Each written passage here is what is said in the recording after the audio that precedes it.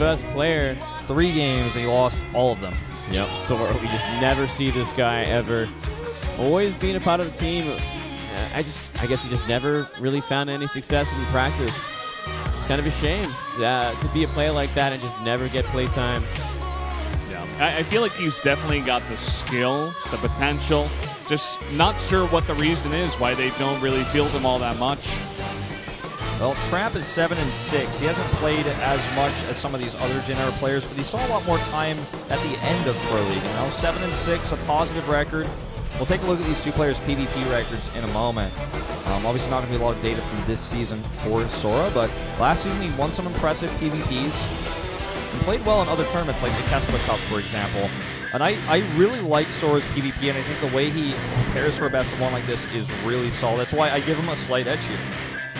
Well, 0-2 against Protoss. He's played 2 of those games here in this season of Pro League 2015. Trap here 2-2.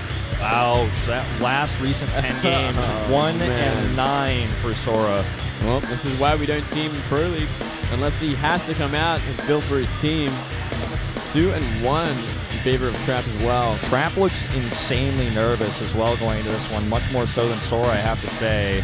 Well, let's see how this one's going to go down. It's going to be game number 4 here on Cactus Valley.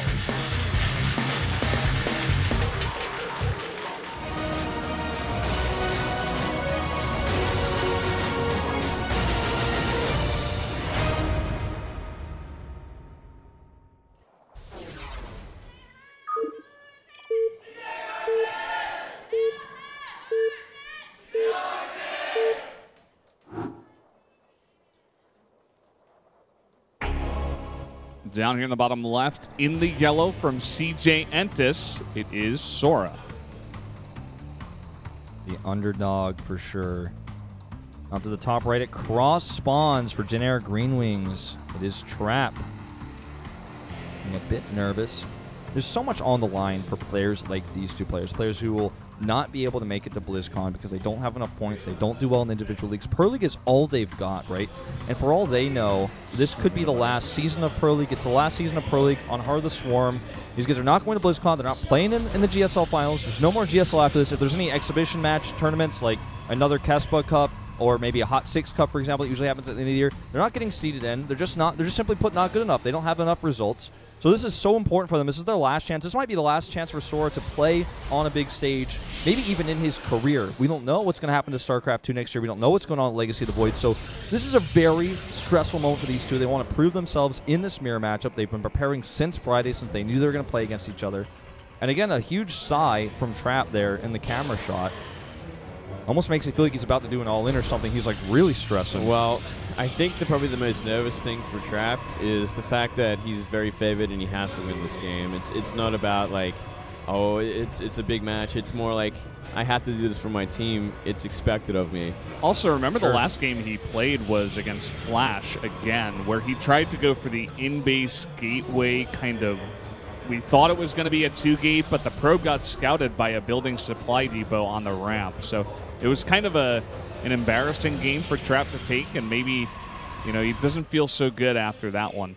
Now, Sora's build, not to kind of like sort of change topics, but he's going into an insanely quick warp gate rush. He's also fully walled off his ramp, so there's not going to be much way to find out what's going on. When you wall off your ramp tight like this and go for a 10-gate and send a probe out this early, it's almost like he's just going to 3-gate warp gate. He might even 4-gate here. Look at the difference in build times for these cyber cores. He is rushing this out. He's going to try to find that base ASAP, and it's just simply going to be a timing attack with warp gates. I mean, that's exactly what we're going to see here. There's no question about it. There's no doubt about it. And it's really interesting to do on this map as well, because he went for a double scout at the same time. So he's like, I need to know where he is. It's going to take a long time for him to scout me on this gigantic 4-player map, so I can get this out extremely fast before my opponent really knows what's going on. This is actually going to be like Korean 4-gate level. He's going to drop multiple pylons probably into the main, I would say. Well, look at this. He's about to scout it out with his probe. Yeah. He sees the block at the front. He knows something is going on here. This is kind of a very quick cybercore and a very, very quick stalker. Make on that mothership core, by the way. He's chrono boosting that out. He knows he's going to need that energy Way out too here. late, though. Way too late.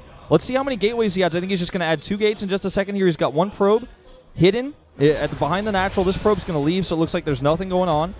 Oh, that's so cute. 2 gateways in the main, and he's got a great build-hour opportunity here.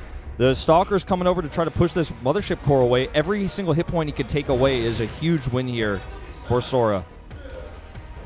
Well, one Stalker's out on the map here for Sora, going to pull these units out of position, and here comes the probe. He's going straight to the into main. Wow, this is going to do so much. This is such a great idea from Sora.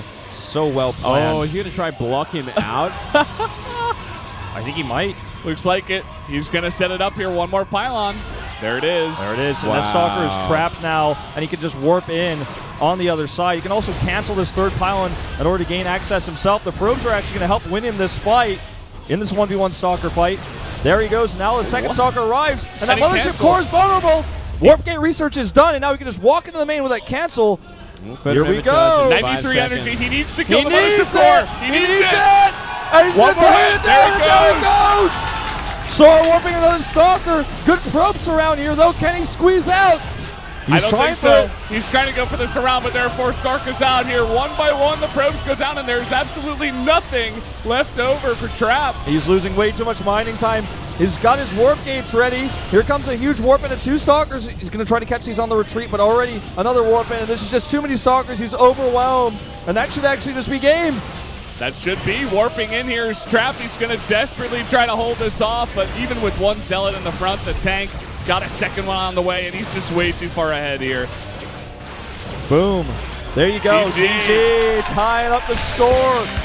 I told you guys, do not sleep on Sora when he's preparing these builds. He has a perfect build. He has a double probe scout. He hides the second probe. He traps the Stalker and kills it. Perfect execution of an insanely risky build, and that is what Sora will come out and do in a PvP. And Coach Park had faith, and that worked out. That was a really sick build. That's when the plan comes together perfectly. Yeah, that was just a really beautiful game. That was just so well prepared from Sora. You could really tell, down to the finest detail. Like keeping the 2 probes alive, putting in 1, drawing out the units, and the second probe goes up the ramp to make a pylon wall, and then you fight with 2 probes with your 1 Stalker against his 1 Stalker and Mothership Core, and you win the fight against the Stalker with your second one coming up. It was so, finely timed. Yeah, It was really cool. He really got away with it as well, baiting out the Stalker like that, and to the fact that Trap never scattered around his natural at all either. He just kind of fell for it and followed it, and then it just ended up biting him. So it really was beautifully executed all in like that. And I don't know, it's surprising, maybe even expected. It's kind of crazy, too, when you scout a tightly walled off base. Like me, a Pro player, if I scout a tightly walled off base like that, I'm like, okay, DT's probably. He's got a Dark Shrine there. He doesn't want the probe to come in and find you. He's like super fast rushing out DTs or something like that. I'm not thinking about warp gate research. I'm not thinking about that because you see the Cyber Core already. By the time he saw the core, his own core was done, so he couldn't assume it was rushed. He didn't see any chrono boost. I think he was just trying to figure out what was going on, but the second probe was so well hidden. Well, I think like seeing the Stalker that early, like a Stalker out before his Stalker even started, really says about how rushed the Cyber Core was there.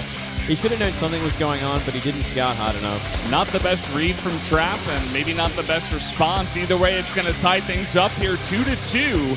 And we are going into Hero versus Symbol, which should go Hero's way with Ragnarok versus Maru for that 6th match. So we were thinking maybe 3-3. It could happen, guys. But first, we're going to take a 10-minute break. We'll be right back.